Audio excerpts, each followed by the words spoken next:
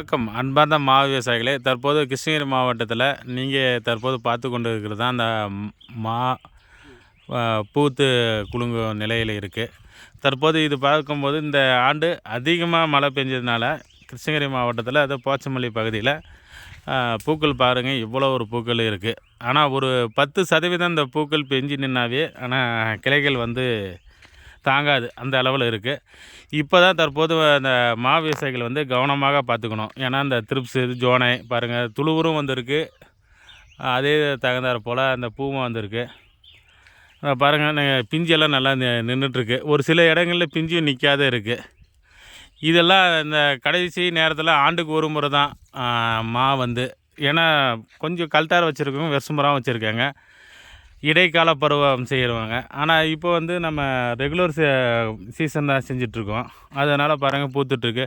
மழை, வெயில் எல்லாமே தாங்கி கடைசியில் வந்தால் தான் மாங்காவனுடைய விவசாயினுடைய வாழ்வாதாரமே காப்பாற்றப்படும். அந்த நிலைமையில தான் இன்றைக்கி இருக்குது. விவசாயமே தற்போது பார்க்கும்போது ஒரு கேள்விக்குறியாக இருக்குது. ஏன்னா நிறைய அப்போல்லாம் ஒரு மருந்து 2 மருந்து அடித்தாவே போதும். இன்றைக்கி சூழ்நிலைக்கு பார்க்கும்போது ஒரு 4-5 மருந்து அடிக்க வேண்டியதாக இருக்குது. அதுவும் தண்ணி காட்டுறதா இருந்தால் ஒரு 5-6. அந்த மாதிரி சூழ்நிலையில் இன்றைக்கி விவசாயம் போயிட்டுருக்கு, கஷ்டமான சூழ்நிலையில். அவர் கஷ்டத்துலையும் விடாமல் செய்ய வேண்டிய சூழ்நிலையில் இருக்கும். அது ஒரு சந்தோஷத்தில் தான் செய்யிருக்கோம். நீங்கள் தற்போது பார்த்துட்டு கொண்டு இருக்கிற வீடியோ பார்த்தீங்கன்னா, கிருஷ்ணகிரி மாவட்ட விவசாய சங்கத்தினுடைய பதிவை தான் பார்த்துட்ருக்கீங்க. மீண்டும் அடுத்து ஒரு மாங்காய் அந்த பிஞ்சு இருக்கும்போது காட்டுறோம். அதே மாதிரி ஒவ்வொரு ரகம் பார்க்க போகிறோம். தற்போது நீங்கள் அதை பார்க்குறது போது மல்கோவா, சக்கரைக்குட்டி, நீலம் பாருங்கள். அந்த பக்கம், இந்த பக்கம் பார்த்துட்ருக்கிறது பெங்களூரா. இந்த மாதிரி ஒவ்வொரு வெரைட்டி பாருங்கள்.